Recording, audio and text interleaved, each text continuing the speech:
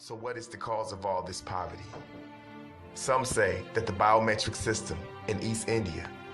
India has 1.3 billion people and no equivalent of the Social Security number. About 4 in 10 births go unregistered. Less than 2% of the population pays income tax.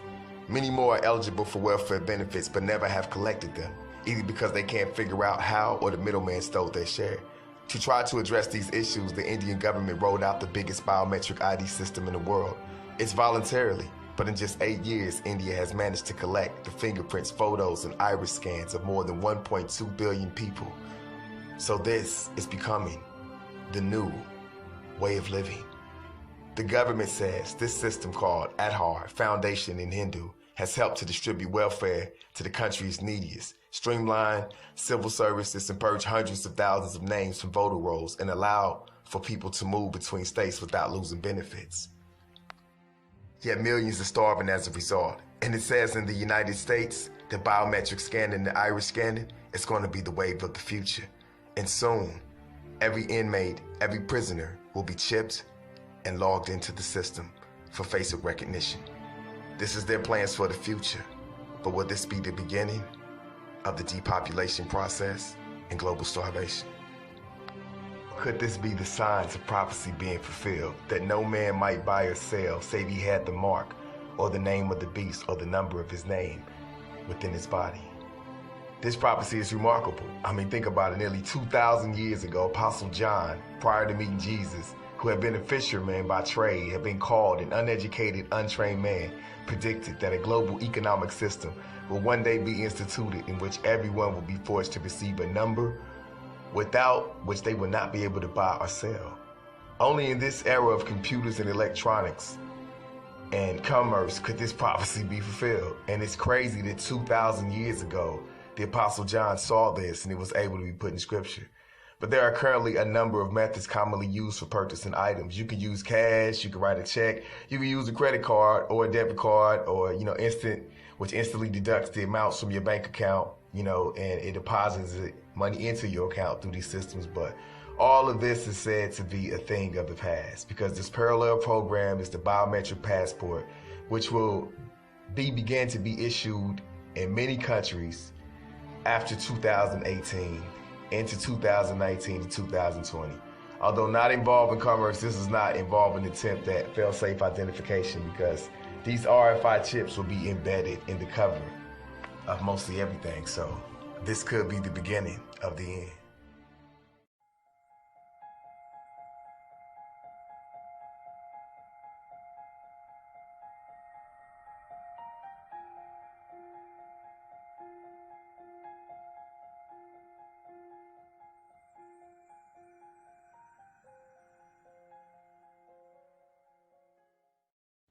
Our constitutional journey did not stop then, and it must not stop now, Judge.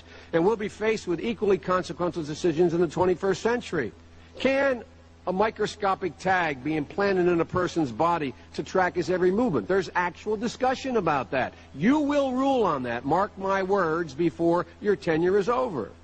Can brain scans be used to determine whether a person is inclined toward criminality or violent behavior? You will rule on that. And, Judge, I need to know whether you will be a justice who believes that the constitutional journey must continue to speak to these consequential decisions, or that we've gone far enough in protecting against government intrusion into our autonomy, into the most personal decisions we make. Judge, that's why this is a critical moment. There are elected officials in this government, such as Mr. DeLay, a fine, honorable, patriotic man, and others, who have been unsuccessful at implementing their agenda in the elected branches. So they've now poured their energies, as the left would if it were different, they've now poured their energies and resources into trying to change the court's view of the Constitution. And now they have an effective system for verifying work eligibility, so the businesses can better comply with the law. And then we'll be in a position to say, if you don't comply with the law, you deserve to be punished. We catch you cheating right now, you'll be punished. But we got to make it sure that small businesses and large businesses have got the capacity to verify whether a person's here legally or not. Congress needs to give federal agents the authority they need to enforce the law when job applicants submit fraudulent Social Security numbers. Congress needs to make it mandatory for employers to check information provided by job applicants against federal databases. Right now, that's voluntary. In other words, you get ready to hire somebody, you need to check against a federal database to make sure the numbers on the cards aren't forged or real. But what really Congress needs to do is to use a biometric technology to create a new tamper-proof identification card for every legal foreign worker. That's what we need. We need a tamper-proof card. It says, if you're here legally working, here's your card. And you got to show it. And the business owner has got to call for it. And if they hire somebody without their tamper-proof card, they're in violation of the law and will be fined. We've got to reduce the incentives for foreign workers to sneak across the border. That's what we agree on in Washington. If I were a Border Patrol agent, I'd be asking, what are you trying to do about the people trying to sneak in here to work? How come you don't have a temporary way for them to come work on the jobs Americans aren't doing? See, I believe that we need to understand that there are people coming across this border to put food on the table for their family, and they'll do anything to make it into America to do work. That's what you got to understand. A lot of people in Artesia, New Mexico know what I'm talking about. There are people coming to do work Americans aren't doing. They're working in the dairy farm. We will finally complete the biometric entry-exit visa tracking system, which we need desperately. For years, Congress has required biometric entry-exit visa tracking systems, but it has never been completed. The politicians are all talk, no action, never happens, never happens. Hillary Clinton, all talk. Unfortunately, when there is action, it's always the wrong decision. Do you ever notice? In my administration, we will ensure that this system is in place. And I will tell you, it will be on land, it will be on sea, it will be in air. We will have a proper tracking system. Approximately half of new illegal immigrants came on temporary visas and then never, ever left. Why should they? Nobody's telling them to leave. Stay as long as you want. We'll take... The most cutting-edge thing about Hannes Huerblad isn't the phone in his hand. It's the microchip actually in his hand. The tiny implant is the latest advance in a biohacking technology that is steadily becoming a part of normal life in Sweden. We have created a new implant, which is not a chip, it's a full device where you can add different lights, different vibration, different functions. Sweden is a very tech-literate society. And I think this is the main explanation, really, why a lot of Swedes are adopting chip implants. Swedes haven't been shy about upgrading themselves with the new version.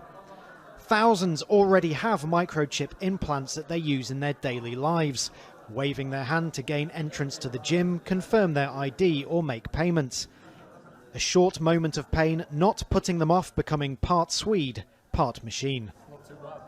This event is an implant party, simply where ordinary people can show up and get a microchip embedded under their skin. The biohacking movement in Sweden is hosting them all over Europe, but it's at home where they get the most willing recipients. I think it's really cool. You don't have to carry any keys or anything. It's just your body. In maybe 10 years, everything will be in your hand. In Sweden more than anywhere else, the future is already here. The national train company ESAU has around 2,600 people signed up to use microchips instead of train tickets. Did you see that? And no need to mind the generation gap. 18-year-old Felicia and father Magnus still bear the scars of their new implants. Student Hannah Herving is also freshly chipped and now just needs to program it to open doors. Although, importantly for a future career, it does already connect to her LinkedIn. Some people say I'm mad that I don't know if it's safe and all that, but people have been putting these chips into animals for 20 years, so I'm not worried about that. The long-term goal is for the new chips to help provide medical care in remote communities.